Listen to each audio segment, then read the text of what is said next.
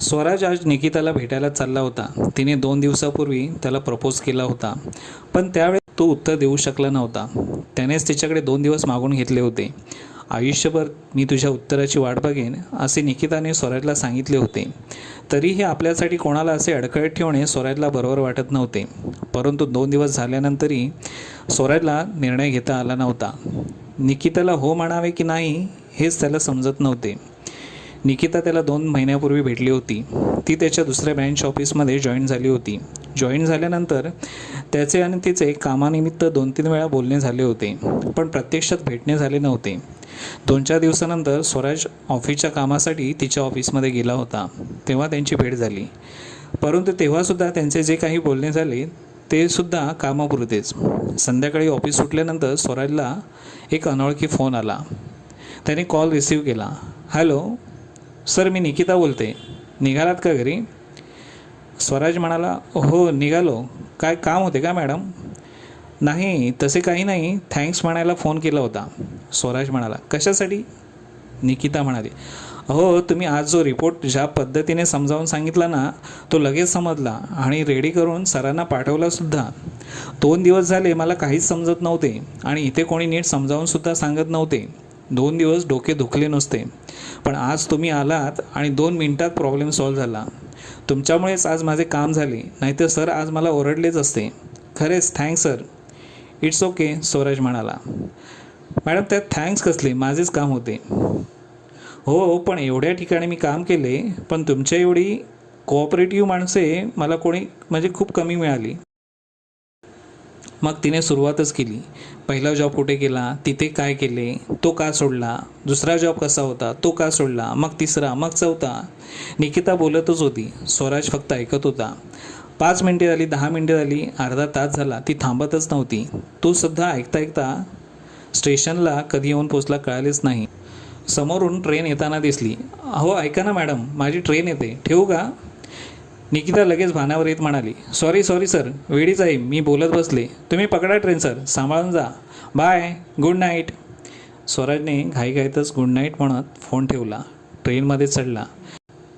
संध्याकाळची वेळ होती, त्यामुळे ट्रेनमध्ये खूप गर्दी होती. त्याच्या मागोमाग चढणाऱ्या माणसाने एवढा मोठा धक्का मारला होता की तो आपोआप आतमध्ये ढकलला गेला होता.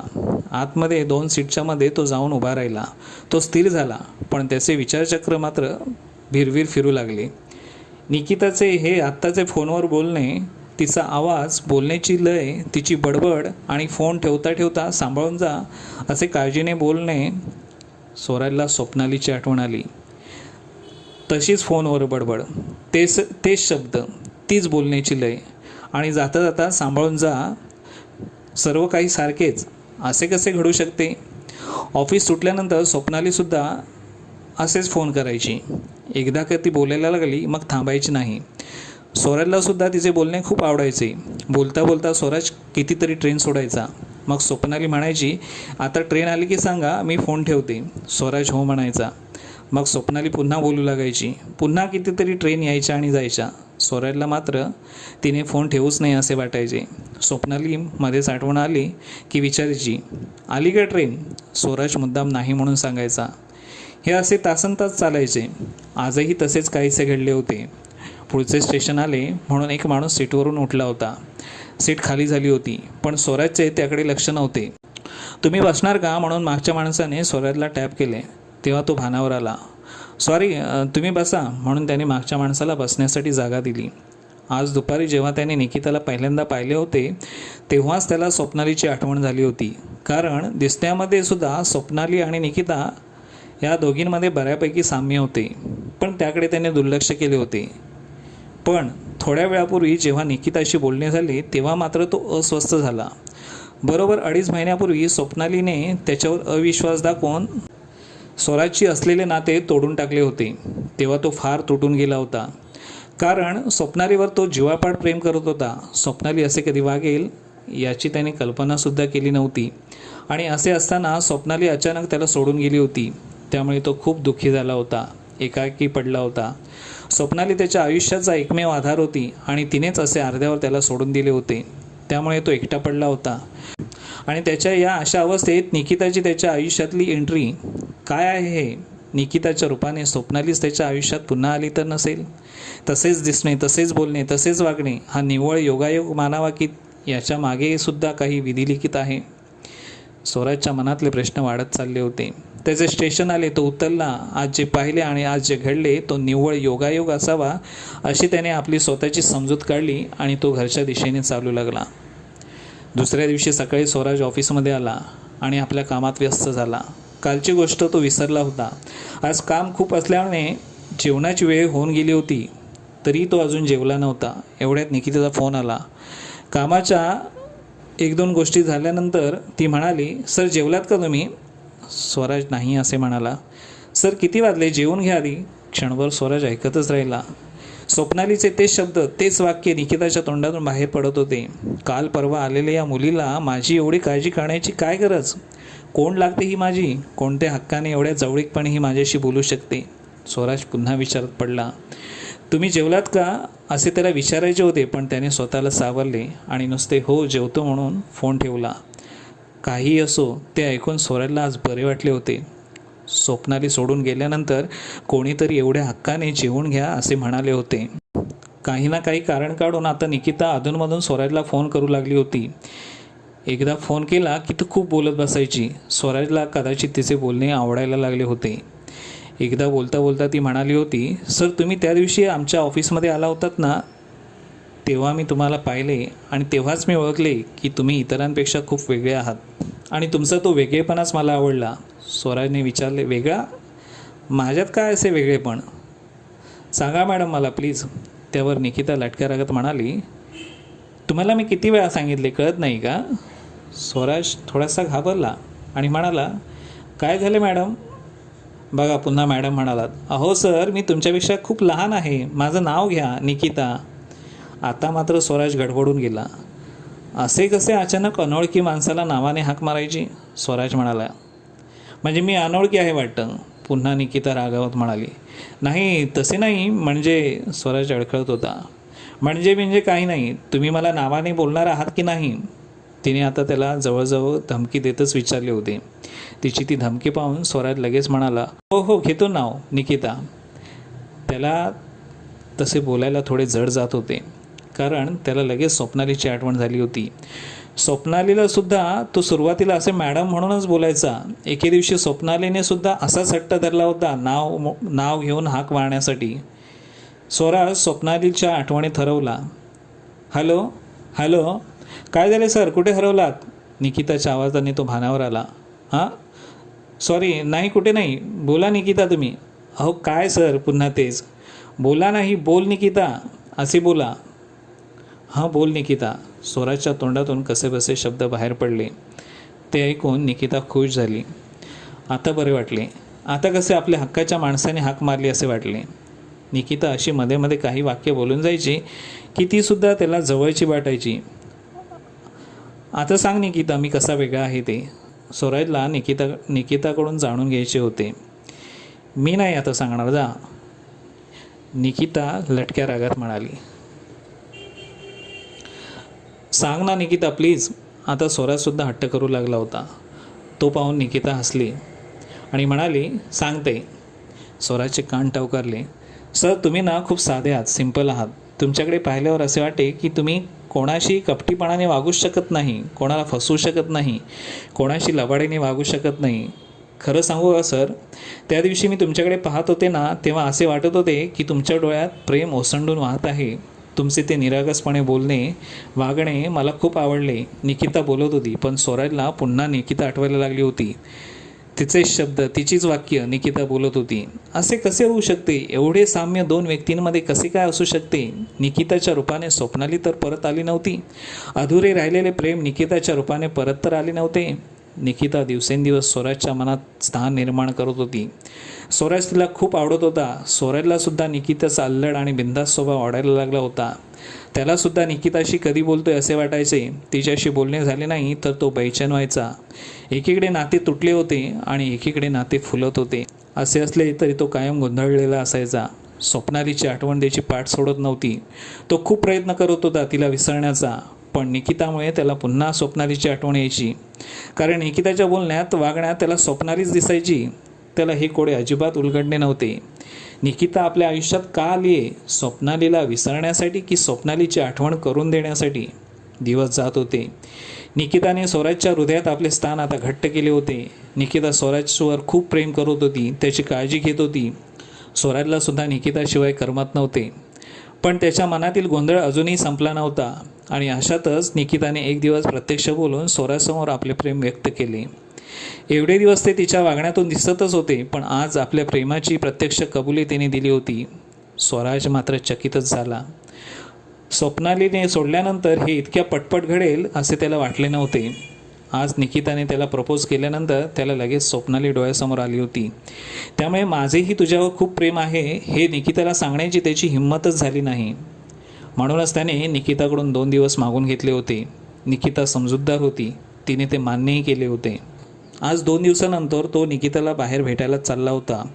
दुपारची वेळ होती. प्लॅटफॉर्मवर जशी ट्रेन आली तसा तो ट्रेनमध्ये शिरला. ट्रेनमध्ये फारशी गर्दी नव्हती. एका खिडकीपाशी तो जाऊन बसला. ट्रेन सुटली. हळूहळू वेग घेतला आणि जलद गतीने पळू लागली. ट्रेनच्या गतीबरोबर स्वराजच्या डोक्यात पुन्हा विचार गरगर फिरू लागले. 2 दिवस झाले तरीसुद्धा आपण अजूनही ठाम निर्णय का घेऊ शकलो नाही? निकिताचे प्रेम कबूल करायचे की नाही? प्रेम ही काय ठरवून करायची गोष्ट आहे का? तुझे आहे ना निकितावर प्रेम, मग बोलायला एवढा उशीर का करतोस? तो स्वतःला विचारत होता. निकिता किती गोड मुलगी आहे. खूप प्रेम करते ती माझ्यावर, कशाचाही विचार करत नाही. किती काळजी घेते माझी. अशा मुली पुन्हा पुन्हा आयुष्यात येत नाहीत. देऊन टाकावा तिला होकार. पण मग स्वप्नालीचे काय? स्वप्नालीचे काय म्हणजे? अरे विसर आता तिला. तो तुझा भूतकाळ आहे. उगाच भूतकाळाला कवटाळून राहू नकोस. तसं केलेस तर निकितासारख्या मुलीला गमावून बसशील. कशाला करतोस तू एवढा स्वप्नालीचा विचार?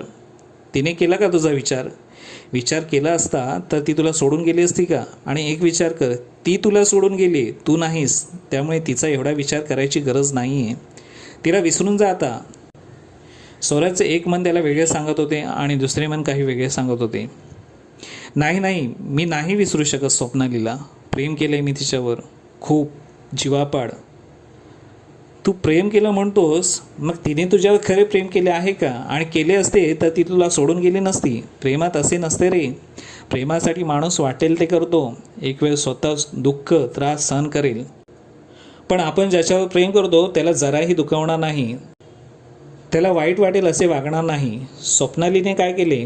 प्रेमापेक्षा स्वतःचा राग, इगो, अहंकार यालाच जास्त महत्त्व दिले आणि त्यामुळेच तिने गैरसमज करून तुझ्यावर अविश्वास दाखवून तुला सोडून दिले. नाही, पण तिचा स्वभाव तसा होता. स्वराजचे दुसरे मन समजावू लागले. तिला वाटायचे स्वराज फक्त माझाच आहे, माझा, म्हणून ती संशय घ्यायची. प्रत्येकाला तसे वाटते. आपल्याला आपले प्रेम कोणाला शेअर झालेले नाही आवडणार, परंतु आपल्या प्रेमावर एवढा विश्वासही हवा. तो नसेल तर मग काय त्याचा उपयोग? हो, हे बरोबर आहे. स्वप्नालीचा विश्वासच नव्हता माझ्यावर. काही वेळेस माझ्याकडून चुका झाल्याही असतील, काही वेळेस थोडेफार खोटेही बोललो असेन, पण ते फक्त तिला राग येईल आणि ती मला सोडून देईल या भीतीनेच. पण एवढे मात्र नक्की, तिच्याशी कधी गद्दारी नाही केली. खूप मुलींशी संबंध आला, पण कधी कोणावर भाळलो नाही. अनेक मोहाचे क्षण आले, पण त्यांना कधी बळी नाही पडलो. मला कायम वाटायचं की मी आज स्वप्नालीचा विश्वासघात केला तर उद्या माझ्या वाटेला पण तेच येऊ शकते कदाचित. माझे स्वप्नालीवर खूप प्रेम होते. मला तिला कोणत्याही परिस्थितीत गमवायचे नव्हते. तिच्यावर जेवढे प्रामाणिकपणे राहता येईल तेवढा राहण्याचा प्रयत्न केला, पण तरीसुद्धा मी स्वप्नालीला फसवतोय असे वाटायचे. कायम ती गैरसमज करून घ्यायची. एखाद्या गोष्टीला दुसरी बाजू असते हे तिला माहीतच नव्हते. कायम ती आपल्या बाजूनेच विचार करायची, त्यामुळे तिचे गैरसमज अजून वाढायचे. शेवटी तिने तेच केले. तू खोटारडा आहेस, तू खोटे बोलतोस, तू माझ्याशी गेम खेळतोस, असे नको ते आरोप करून शेवटी मला सोडून दिले. स्वराजचे दुसरे मन त्याला विचारत होते, स्वराज, मला सांग, ती तुझ्यावर खोटे बोलतोस असे आरोप करायची, ती तुझ्याशी कधीच खोटे बोलले नाही का? तुला संशय येईल असे कधी वागली नाही का? संशय येईल असे कधी वागली असेलच ना? मग तेव्हा तू काय केलेस? तू सुद्धा रागवला असशील, भांडला असशील, समजूनही सांगितले असशील, पण त्यासाठी तुला सोडून तर दिले नाहीस ना? का सोडून दिले नाहीस? तिच्यावर तुझे प्रेम होते म्हणून? तुला त्या नात्याची गरज होती म्हणून? तुला त्या प्रेमाची किंमत वाटत होती म्हणून? मग तिने तुला का सोडली? तिला तुझी गरज नव्हती? तुझ्या प्रेमाची तिला किंमत नव्हती? की तिचे तुझ्यावर प्रेमच नव्हते? बस बस, नको तू बोलूस यापुढे एकही शब्द, वीराचे एक मन दुसऱ्याला सांगत होते. तिचे खूप प्रेम होते माझ्यावर. विराजचे दुसरे मन मिश्किलपणे हसले. एक तर तू खोटे बोलतोस किंवा तू फक्त भ्रमात होतास की तिचे तुझ्यावर प्रेम होते. जर असते तर तिने तुझ्यावर आरोपच केले नसते, तुला समजून घेतले असते. माणसाने स्वतः कसेही वागले तरी चालते, पण दुसऱ्याने थोडे जरी चुकीचे वागले तरी ते आपल्याला चालत नाही, सहन होत नाही. मग आपला अहंकार दुखावला जातो, मग आपला इगो जागा होतो आणि अशाच अहंकारापोटी तिने तुला सोडून दिले. तू काय नाही केलेस तिच्यासाठी.